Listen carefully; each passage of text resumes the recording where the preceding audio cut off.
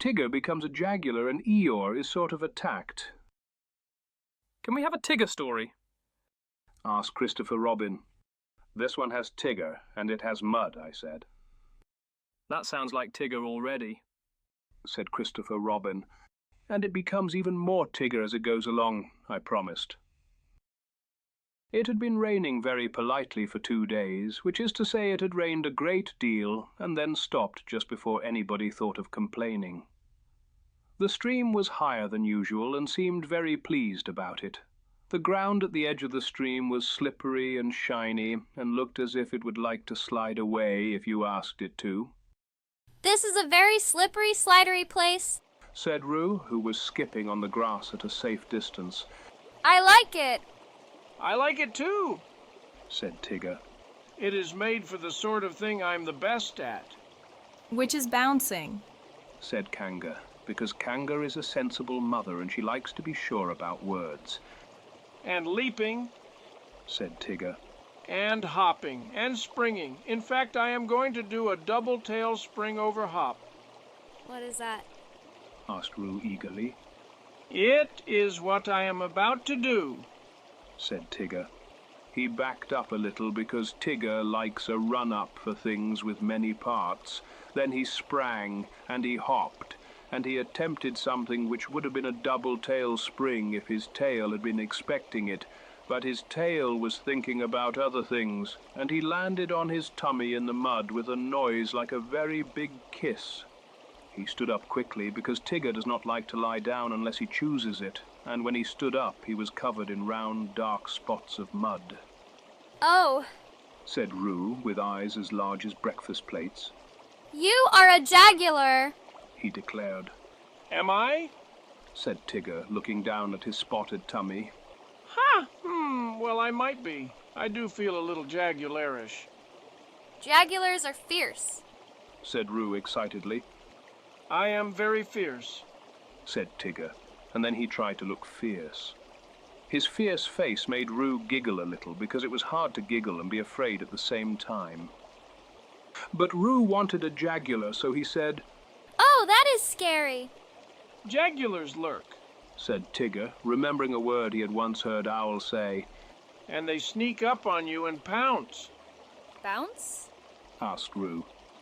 "No, pounce!" said Tigger. "Whom do they sneak up and pounce on?" asked Roo.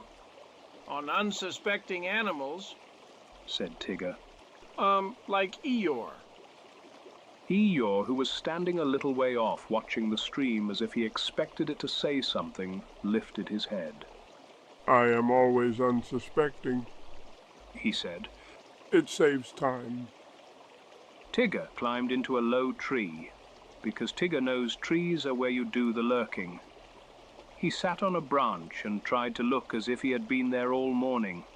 It was not easy, because his tail was hanging down and wiggling with excitement, and a Jagular, if there are Jagulars, would not have a tail that wiggled with excitement, but Tigger did not worry about that. He was being fierce now.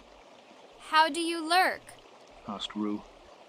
"You simply pretend you are not there," said Tigger.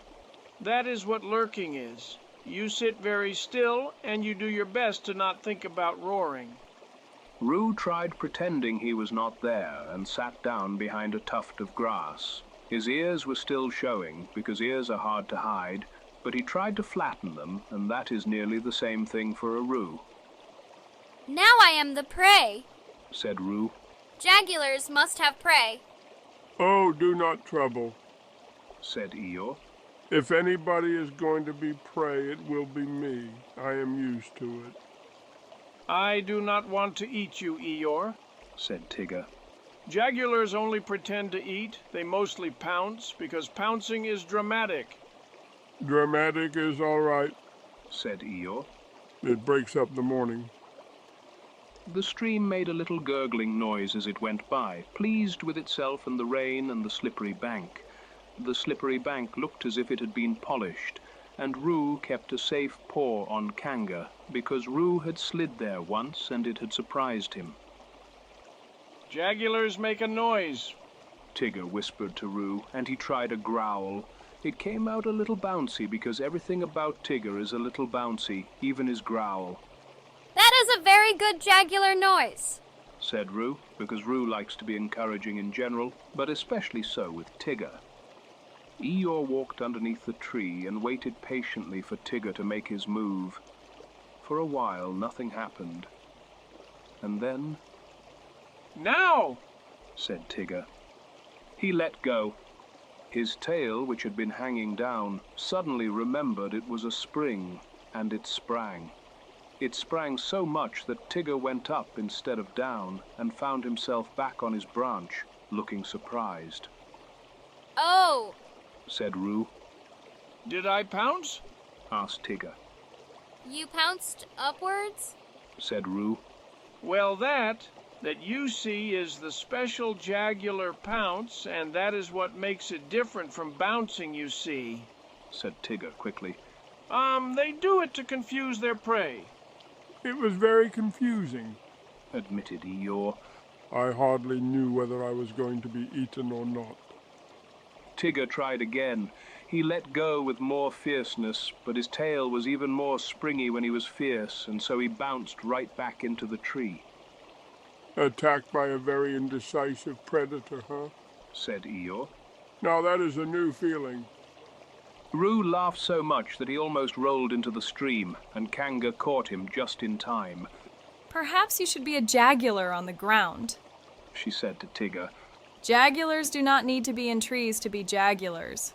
But they do if they are going to pounce. Said Tigger. But you keep going up. Said Roo. That is because my tail is, well, a very bouncy tail. Said Tigger. It cannot help being itself. That is all right. Said Kanga. Being yourself is what you are best at. Unless I'm a Jagular. Said Tigger thoughtfully. Then you are a Jagular who bounces up. Said Roo helpfully. Tigger liked that.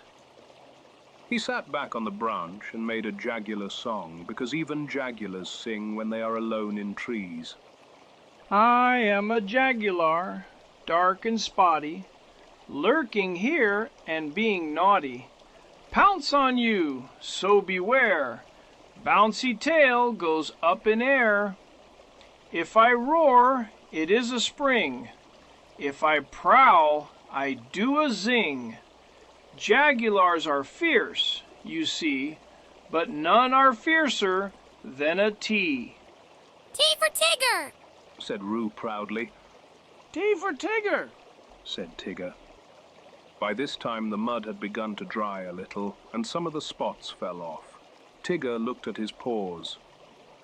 My jagularity is falling off, he said. Perhaps it is peeling. Said Roo. It is shedding. Jagulars shed. Said Tigger. I expect, he added quietly. Perhaps it is just mud. Said Kanga. Kanga is right. Said Eeyore. Mud falls off when it gets tired of hanging on. I do not blame it. Kanga had brought a warm soapy sponge in her bag because Kanga often brings useful things, and she is very good at being a mother. Come along, Tigger. She said. We shall wash you. wash off the Jagular? Said Tigger. Wash off the mud. She said. Tigger came down from the tree, and Kanga scrubbed him gently. The mud came away in little streams and dropped into the grass, and Tigger's stripes began to appear again. There. Said Kanga.